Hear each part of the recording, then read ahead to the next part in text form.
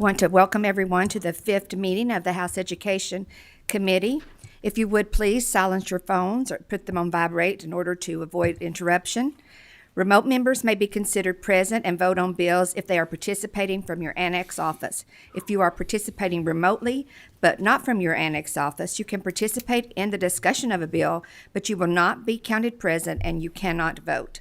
When you join the meeting remotely, your microphones were automatically muted. So please remember to unmute your microphones before speaking. If you have a question or comment during the meeting, please indicate that in the meeting chat function.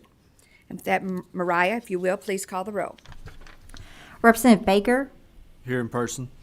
Representative Banta, Representative Bojanowski, Representative Decker, Present.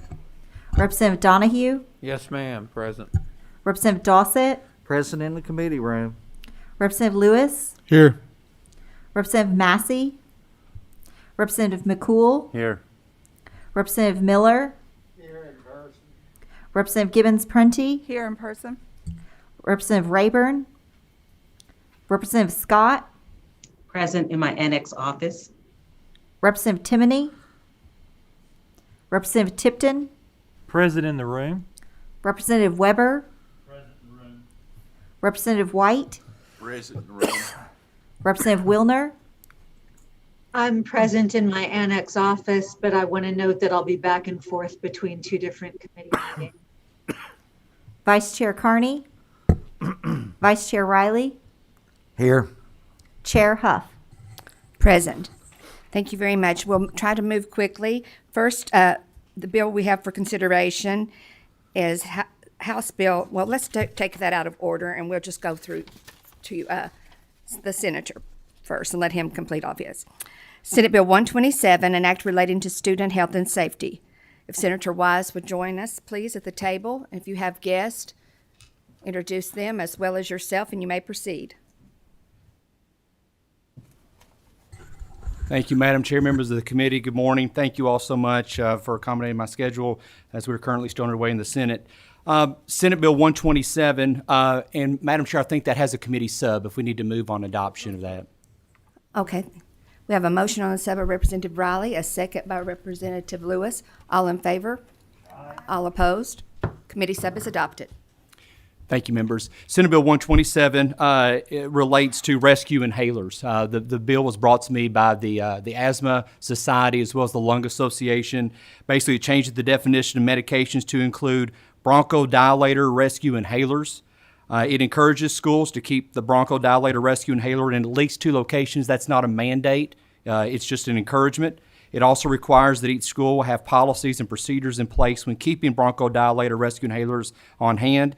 And it specifies that the bronchodilator rescue inhalers can be prescribed to, dispensed to, filled by, and possessed by an authorized entity or certified individual, and allows immunity from civil liability for personal injury for administration and storage of the inhalers. We have a motion on the bill by Representative Riley, a second by Representative Gibbons Prunty. Excuse me. Do we have any questions? Really quick, just one thing, Madam Chair, on the committee sub, just so members also know, the committee sub replaces the term the epinephrine auto injector that we currently have in KRS with the term injectable epinephrine device. It's just a simple one-word change. That's all the committee sub does. Thank you all. Thank you.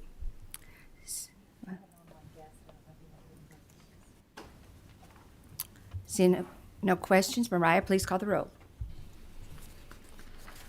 Representative Baker, Yes. Representative Banta, Representative Bojanowski, Yes. Representative Carney, Representative Decker, Yes. Representative Donahue, Yes, ma'am. Representative Dossett, Yes. Representative Lewis, Yes. Representative Massey, Representative McCool, Yes. Representative Miller, Representative Gibbons Prunty, Yes. Representative Rayburn, Representative Riley, Representative Scott, Yes. Representative Timoney, Representative Tipton, Yes. Representative Weber, Representative White, Yes. Representative Wilner, Yes, Chair Huff. Yes. Senate Bill 127, as amended by proposed House substitute, passes with the expression of the same opinion that the same should pass. Thank you, very members. much. We'll move right along to, Madam Chair, could I record a yes vote? We were checking into the impeachment committee meeting. you were, yes, you I can. would never be tardy for this class. So. Well, at least you know the I know my rules. rules. Thank you. Yes, you may record a vote. Thank you. Yes. We'll move right to Senate Bill 128, an act relating to supplementary education and declaring an emergency. Senator Wise, Thank may you, Madam, proceed. Madam Chair. This bill also has a committee sub if the members are willing to move for adoption on that. Okay. For explanation. Second.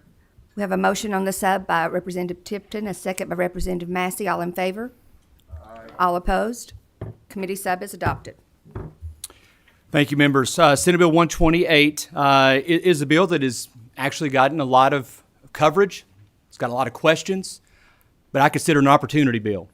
I consider it an opportunity for a year of education lost and the possibility for a year of education that can be gained. When I've joined the Senate, not that very long ago, and as being now the education chairman, I constantly hear it's all about the kids. We should be all about the kids. The intent and the focus of Senate Bill 128 is not just for me as a senator. This is from my heart as a parent who has seen the impact of 4 of my own children, grades 4th, 7th, 9th, and 12th, of what this last year has done for not just my children, but for children across the Commonwealth. When we adjourned last year about this month, and this time, none of us knew what was happening. None of us had any idea about legislation that possibly could be impacting the lives of our child and our children because we lived in a world of uncertainty. Many of us were under the phrase 14 days to flatten the curve. We thought 2 weeks would probably do what we were thinking it was going to do, but those 2 weeks went into months. And I remember when my daughter, who then was a junior, had many of her high school friends over, and they asked me, because being a senator or a legislator like yourself, they think we know the answers. We know things happening behind the scenes that others don't know. And the questions became, Max, am I going to get a prom? Am I going to be able to walk across the high school stage for graduation? Am I going to be able to, as an elementary school parent, be able to have an end of school year party for kindergartners and first graders? And I could not have an answer to any of those questions. And many times we do have answers to questions, but those, there was no way of answering those to any student that was in K through 12. My daughter then was saying, well, Dad, it's going to be okay though, right? I mean, August comes around, we're going to be back in school. I'll be a senior. My third grader, expecting to go into 4th grade, this will be over, right, Dad? Yeah. By the end of the summer, this will all be over. There's no way we won't be back in school by August. There's no way we won't be back to normalcy by August. Man, was I wrong. I don't think I'm the only one that was probably wrong with that. But I've seen so much from my children and from friends of my children and from parents that have contacted me as the Senate Education Committee Chairman saying, what can we do? What can we try to do to help? That's what Senate Bill 128 is aiming towards to do. Is it a perfect bill? No, but I've yet to probably vote on a perfect bill in my time so far in this legislature. But this bill does give an opportunity for families that wish to choose to do so. It's a choice bill. It's not forcing anyone, but it offers the opportunity to provide educational enhancement opportunities from those students currently enrolled in grades K through 12. And I want to repeat, K through 12. This is not for seniors only. Unfortunately, we had a statewide media personality that put out information that this bill is for seniors only. This is not. This is for K through 12 students in public and private schools, that if they wish to do so, based off educational experiences lost over this last year, that they have the opportunity to supplement that year by being able to hold back, if they wish to do so, for the 2021 school year and repeat that grade, for 21-22. I received input from multiple people on this bill. multiple people across this bill, and I continue to get questions and I continue to get comments on this. Let me briefly break down what the bill does as amended by the committee sub that you've passed. Despite any passing grades during the 2021 school year, this bill would allow Kentucky public and non-public Senator. schools. Yes. I think there's some confusion about the committee sub. We do not have a committee sub. It was adopted. I'm sorry. It was already rolled into from the Senate. I'm sorry. Oh, okay. My apologies. My apologies. There was a committee sub. Yes. I Okay. want to make sure that, yes. So we are going to vote on, 128 is already amended. right. My apologies. We're going to vote on 128 as is. Thank you. Thank you all. Thank you, Representative. Thank you. As I was saying, the bill would allow for those wishing to use next year as a supplemental school year that students could retake any coursework already completed or could be supplemented with new courses. The bill also allows a retake at high school course, though shall not count as an additional credit towards graduation unless the student failed the original course. It provides flexibility, it provides innovation for school districts wishing to do this. For seniors, for those seniors who have completed required coursework to graduate, they may be allowed to return in a temporary program that is included for SEEK eligibility if coursework is completed. Now, I do have with me Chuck Truesdale from Kentucky Department of Education that can answer specific questions as it relates to SEEK and as it relates to any type of temporary program for those seniors. And this bill has to also bring up athletics because we know that this is a part of school-age children, grades K through 12. I was very firm in my stance in this bill that this bill would not change the current statute of the age provisions that if a student were to seek a fifth consecutive year eligibility at the same school, that the participation age limit would still stay with that 19-year-old provision that a student could not turn 19 by the start of August going into their senior year. So this bill does not allow 19 and 20-year-old students to be in the hallways of high schools or on a football field or on a basketball court for any type of advantage as the age would be. This keeps it currently is in place as it is. And I intend no other changes to be made to that for the sanctity of the KHSAA rule that's currently in place. Same for transfer regulations. Transfer regulations also are not waived. It also gives the ability of local control. A family or a student would have it to May 1st of 2021 as a deadline to submit their request to their school district if they think this is for them. Once again, this bill is not for everyone. My senior has 1 foot out the door, ready to go, Representative Riley. I want to keep her back if I could. She needs to go. This is not for her.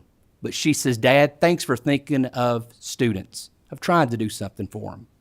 June 1st, 1 month from that deadline, June 1st is the deadline for local school boards to accept all or none. I want to repeat that, Representative Prunty, all or none. We're not allowing 5 get chosen, but 10 do not get chosen. We're not picking and choosing and holding back the star point guard from Butler County. We're not picking and choosing certain ones we think would be good, but not taking all. This is an all or none approach. School boards can decide. They can look at how many students wish to do this and see, do we have enough teachers? Is this going to cause a major impact? So local control is the key in allowing this to happen or not. Lastly, for that local control decision, local school boards have until June 16th as the deadline then to submit their plans to KDE of what this is going to look like for that local school district. I do have an emergency on the bill as it's declared, but one thing I want to add, as we do talk about athletics, and you have to talk about athletics, I've had many people say, Senator, why couldn't we have done this last year for those seniors that didn't get a baseball season, softball? My heart broke for those kids seeing baseball and softball jerseys on a field and parents were driving around like Field of Dreams. There's no players on the field. We didn't know when we adjourned here what was going to happen to those seniors, but our hearts broke for them. But we also got to think, what's this year done for K through 12? This year may be worse than what those went through those last couple of months of last year. If we talk about a full season, I see Representative Riley, former basketball coach, 30 games in a typical season, correct, Representative? As of right now, Of the 272 boys teams, the average number of games played to date is 16.8. Really quick, East Carter has played 7 games so far. Think about the flooding right now in eastern Kentucky. Are they going to be able to carry on? What about the rest of the school year for them? Male High School, 7 games. Louisville Butler, 9 games. Carroll County, 9. Christian County, 10. Hopkinsville, 9. Elliott County, 12. Warren East, 11. Owensboro, 12. Frederick Douglass, 12. Rockcastle County, 12. Berea, 11. The ice storm that hit recently, when these games get canceled, this season, there's not much making up those games. Your team gets hit by COVID, there's not much making up those games. Athletic directors and coaches are using pencils this year and not ink pens because they're constantly changing and having to adapt. I give them full grace. This has been very hard for everybody. Now, the other portion of this bill I do want to focus on, like I said from the start, academics first. Think about your area technology centers. ATCs have not been in for the most part for in-person learning. Imagine taking a welding class online. I'd be hard enough to take a welding class in person, I'll be honest with you. But online, I've had welding teachers contact me at ATCs. Now, LAVEX, different. We all know the situations of ATCs and LAVEX. But in an ATC, I've had many of those instructors contact me and say this will be great for my students if they wish to come back and take this as an opportunity. ACT prep for some students did not get a chance to take the ACT this year. This gives them opportunities. Superintendent of Greene County School, Will Hodges, who testified in support of this bill in the Senate Education Committee, did a parent survey just through the Greene County School District. And here's what he found. I'll be very brief because I know it's a Friday and we all need to get out here. This bill is very important for a lot of families. Greene County Schools, a survey sent out. 17 students indicated they would be interested in this. That's just in grades, though, 9 through 12. Probably for the most part, we're talking about maybe 3 to 5% that may do this. Because once again, this bill is not for everyone. But as Mr. Hodges said, of his freshman class, 7 said they would be interested in this. 3 sophomores, 4 juniors, 3 seniors. And I think, once again, we have to talk about up here, are we truly all about the kids? And does this give some families and some children the opportunity to be able to repeat a year that was lost, but does it give them the opportunity to get that year back if they wish to choose to do so? I'm happy to answer any questions. I also have with me some other guests that may be able to answer specific questions individually. Thank you, Senator Wise, and thank you for bringing this forward. I just wanted to clarify, this is, because I think there is a lot of confusion. This is K through 12. That is correct. K Correct. through 12, not seniors only, K Not through 9 12. through 12. Thank you. Yes, Yes. thank you. Thank you. We do have a few questions. Representative Bojanowski? Yes, Senator. I just want to reiterate how grateful I am for this bill. And I want to speak on it from an elementary perspective. I know of kindergarten students who've been doing virtual all year who don't know the letters yet. They can't identify the letters. To send those kids on to first grade is just setting them up to increase those gaps that we know already exist. So I'm very grateful that this bill extends through all the grade levels. I'm sincerely hoping that JCPS chooses to adopt it.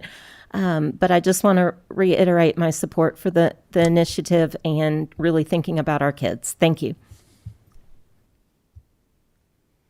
Representative Tipton?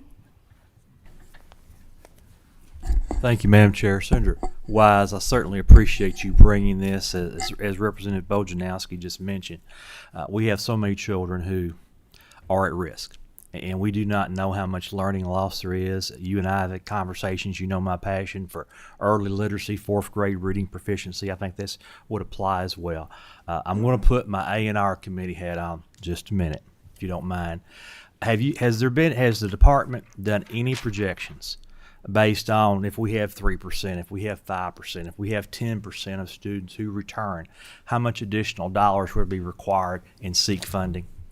Great question, Representative Tipton. The physical note that we've ran twice continues to be indeterminable, just based off not knowing how many children would choose to do this option if given the opportunity. I will let Chuck Truesdale from KDE talk a little bit more about the specifics. Thank you, Senator, and thank you for the question, Representative Tipton. Chuck Truesdale, Director of Government Relations for the Kentucky Department of Education. Mr. Truesdale, would you turn your mic on, please? Oh, it's on. I'll get closer. Oh, thank Is that you. better? Thank you, ma'am. We've been sort of running and rerunning the numbers. And as Senator Wise said, the fiscal note, any fiscal note you're going to get, will say indeterminable simply because we don't have good estimates for how many students would take advantage of this option and how many districts would take advantage of this option. However, sort of rough math, back of the envelope, assuming that the students who took advantage of this were evenly distributed from K-12, because this will affect SEEK funding for the next 12 to 13 years, depending on who takes advantage. For every 1% that takes advantage, it probably will cost about $2 million per year in SEEK funding. And again, so if it's 3% of students statewide who actually are able to take advantage, it would cost about $6 million per year. But that's about as accurate as we can get. Madam Chair, I do have an additional question. Go ahead. Senator and Chuck, you may be able to weigh in on this too. I'm thinking specifically the students in high school who are taking dual credit classes, who are taking advantage of the Work Ready scholarship classes through you can take 2 courses per year. We've got that currently in budget language. Now, as I understand it, it's a 2-part question. As I understand it, these students would be able to retake those courses. But here's the follow-up to that question. We have that scholarship that pays a portion of it for so many years. If, say, a senior who's already maxed out on their courses, what would they have to pay the full cost of that dual credit or Work Ready? Representative Tipton, as you well know, as the chairman of the appropriate budget subcommittee, there is a limited amount of funds appropriated for that purpose. And so there is nothing in this bill that notwithstands any statutes on that count. So districts could, of course, on their own, choose to pay those costs, but they would still be limited by statute on the number of courses, the maximum number of courses, unless, of course, the Budget Conference Committee chose to insert language to waive that, of course. Representative Miller? Thank you. Senator, I served on the Athletic Board of Control for 8 years, and I know one of your biggest questions will be athletics, because we used to see that. Can you, on the transfer rule, now you know kids move to other schools, legit and not legit, I guess, but they do move to other schools. What is the procedure that you take on the transfer? I understood you to say no transfers. Could you explain that? I think I may have the best expert in the room to go into what the bill states as it relates to KHSAA, and that being the commissioner of KHSAA as the bill reads. Thank you, Senator, and thank you, Representative Miller. Great to see you. Hope things are well in Pleasure Ridge. There is nothing carved out in this piece of legislation that would summarily waive the transfer rule. But as with every other student who transfers, there's an appeal process, a due process procedure where those things can be considered. But there's nothing automatic. One of the things that we have certainly discovered this year in the athletic world is local control is not always pretty. And we know there will be different decisions made in different areas. But nothing about this particular bill waives that. As a matter of fact, it was very respectful of the fact that we didn't want people taking advantage of this for athletics. This needed to be an academic decision. One more, please. I support the older kids, 19-year-old and so on. I think that's really good in the bill. I like this bill, but I hope that it works. I think we'll do fine down in elementary and all, but when we get up in the high school is when we start getting into some questions. So I support this bill. I'm going to vote for it, so I'm glad to see you. Thank you, Representative. Representative Gibbons-Prunty? Thank you, Madam Chair. And thank you, Senator, for bringing the bill. I have parents that are asking, they're waiting to make further plans for their senior, if he's going to retake or not. My own question is, would they be committed to retaking the whole year or just courses they might have not done well in? Is it a commitment to the whole year?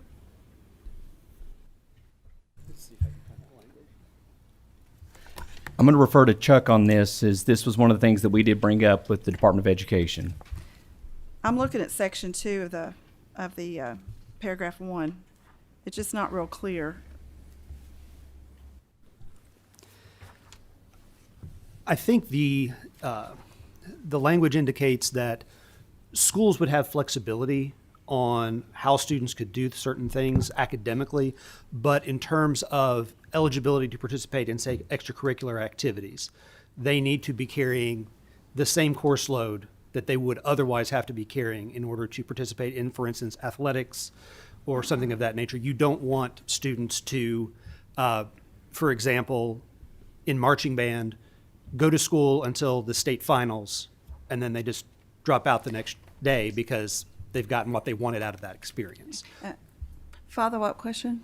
Or just a statement? I had been texting my superintendents, and that's where the all or none came from. That was a concern of theirs, and that a football game was the example similar to the bands that you just mentioned. So they're not going to be allowed to do that. They can't just drop out. Well, in terms of SEEK funding, they're not getting the money. Okay. Unless they also, you can't take one course a day and then get SEEK funding now, and that will not change under this as well. One more, Madam Chair. Quickly. Okay. So if a student quit football, the school wouldn't get the money, but the student could still quit? I would yield to I think Julian that's my on that. superintendent's concern. Yeah, I think in reality, they can do that now. Yeah. That because it's extracurricular, they may be gone after week 3. They may stay the whole year. That's why it was so important, as Senator Wise so graciously kept in great communication with us and questioning, that the education piece is first. Tie the funding, tie the education piece, and extracurriculars will probably operate as normal. There'll be people in and out. Okay. Thank you, Madam Chair. Representative Dossett. Thank you, Madam Chair. And Senator, thank you for what you brought forward. I know this is just the beginning of what we're going to need to be looking at to help our children. One of the reasons I asked to serve on this committee, I have a 3rd grader at home. And I have watched her work through her virtual learning and the speed of which she's able to go through and do that. And know that she's very lucky because she has my wife there who, once she finishes up her virtual learning, within 45 minutes to an hour in the morning, she has workbooks placed in front of her. I don't think she's far behind, but I'm sure she's behind. And not all of our children have the structure of having someone there continuing the rest of the day working with her and having her write in cursive. And it's, I tell you what, it's a struggle for our parents because I've helped on the virtual learning and have gotten lost, and I've learned my lesson not to help her too much because, excuse me, usually whenever I offer her advice, she ends up missing the questions on her her test that she's doing right there, or the courses that she's doing. But as I said, I know we're worried about the dollar amount. I know there's no way for us to ever be able to figure an actual dollar amount that we're going to be facing because when we look from K through 12, we've got all of our students that have lost a year, and we're going to have to figure out a way to help them make that back up. And actually, it's a year and a half they've lost. So, but thank you for the legislation. I'm looking forward to supporting you. Representative Lewis. Thank you, Madam Chair. Thank you, Senator Wise, for bringing this bill. I think it's a good bill. Just more of a comment than a question. We were talking about the SEEK funding. We shouldn't forget that we have a percentage of students that are held back each year anyway. So sure, this is going to be some extra cost But my goodness, what better way to use our money to help these kids that have missed a year and a half? Especially, I look at the younger kids and the kindergarten kids and the kids that it's so important for them to learn how to read. If they don't learn how to read, we're in trouble later on. So, again, I think this is a good bill. I'm going to support it, and thank you for bringing it. Representative Baker. Senator Wise, I simply wanted to say thank you. I appreciate you bringing this legislation. It has been a challenge for families, for children over the past year. My wife is a first grade teacher, and she talks about it constantly, that the kids are falling through the gaps. And we owe it to our kids to make sure that we set them up for success in the future. That will benefit those children. It'll benefit their families as they grow up, and it'll benefit those communities. So thank you very much, and I'm excited about supporting this. Co-Chair Riley. I think I told you before we started. Thank you, Madam Chair. First of all, I want to thank the commissioner and Chad Collins and all the people from KHSAA for navigating through a difficult season for the high school athletes of this state. This has been very difficult to do, but they've done it as well as possible. And I truly appreciate what you've done, Commissioner, and all your group in getting through this. Because as Senator Wise mentioned a while ago, we've had teams that play 22 games. We have teams play 7 games. So, I appreciate that. I want to reiterate one that Representative Bojanowski said. I'm glad this is a K through 12 bill. I think it's important. If I was the parent of a kindergartner or a first grader and they were behind and they weren't gifted, I would insist that they be retained in order to grasp what they needed.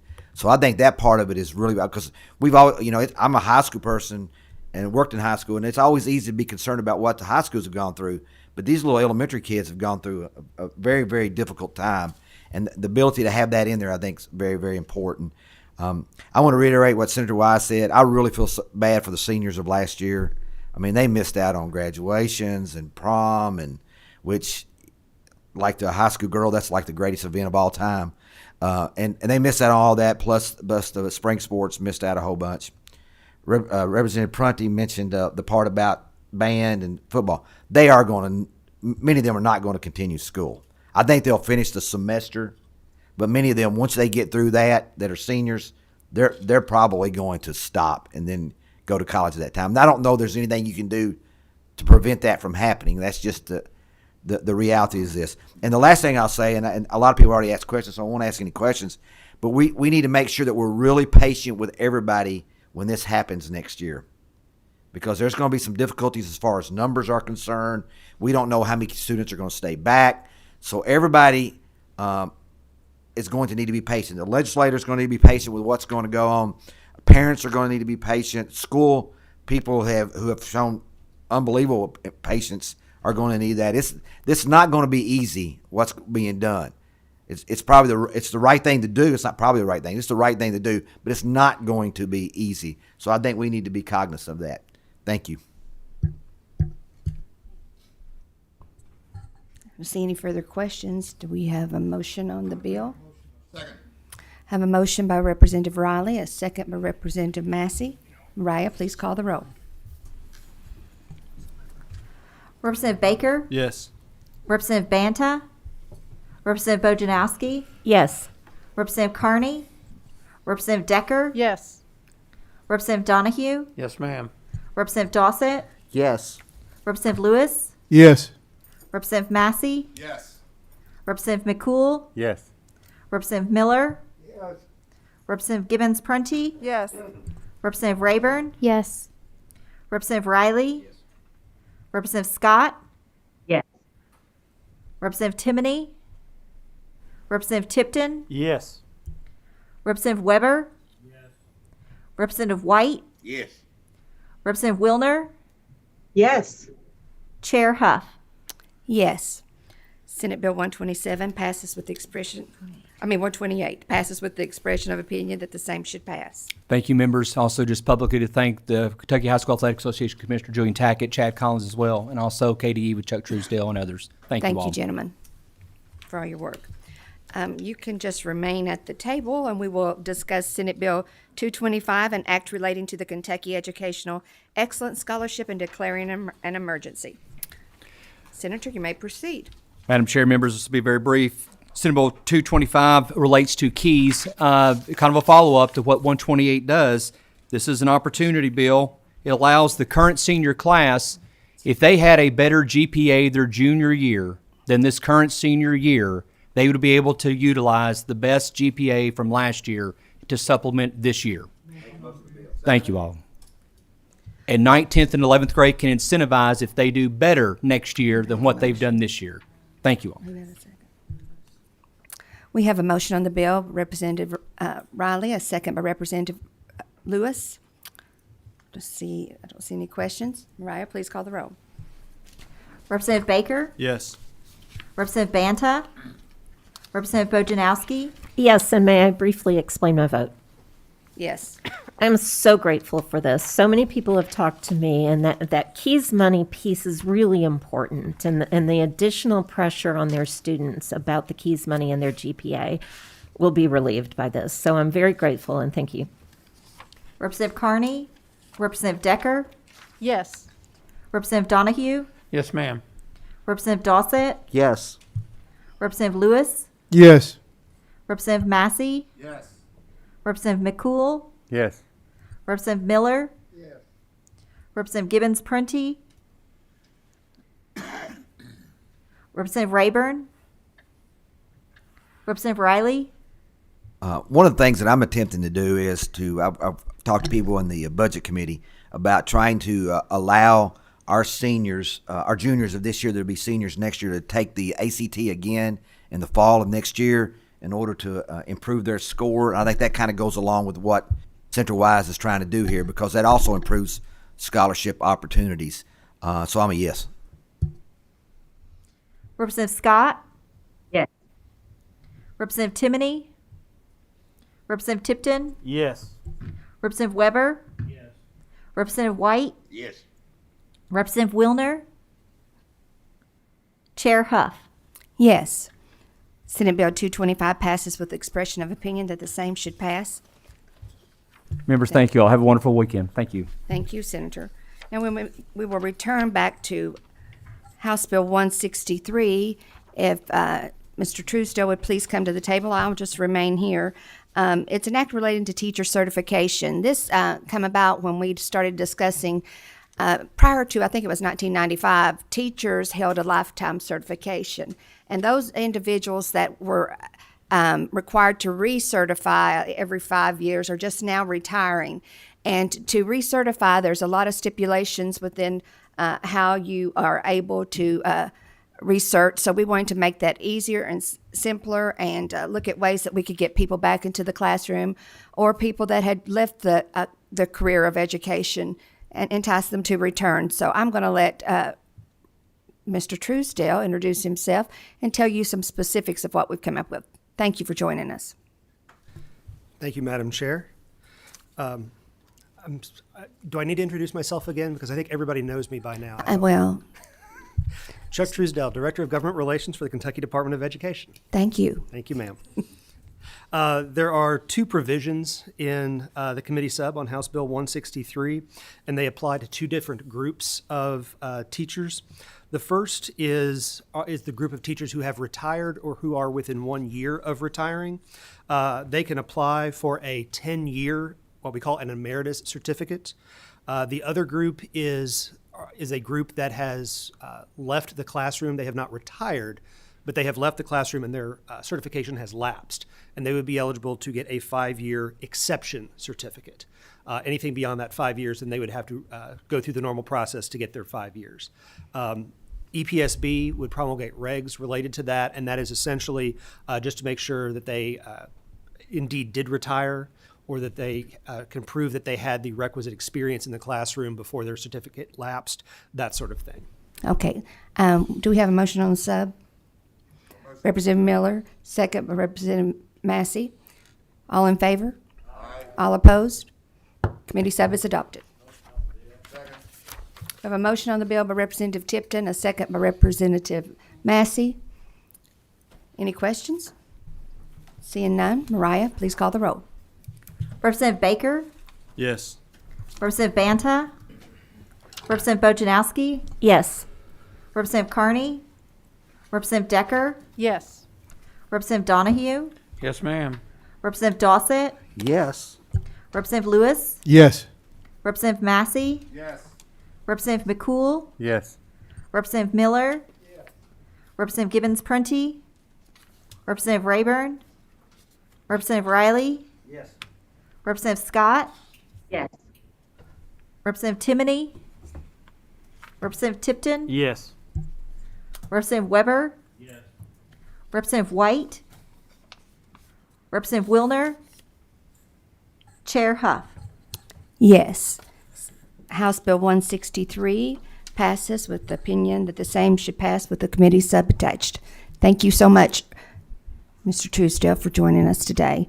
Members, we do have one more bill that is a possibility that we need to hear. We will not hear that Wednesday. Just watch your emails. We may try to get together for a quick meeting just to hear the one bill on Thursday. So just watch your emails. Do you have a motion for adjournment? This committee is adjourned. Madam Chair, do I need to produce a note from my? Pardon? Do I need to produce a note from my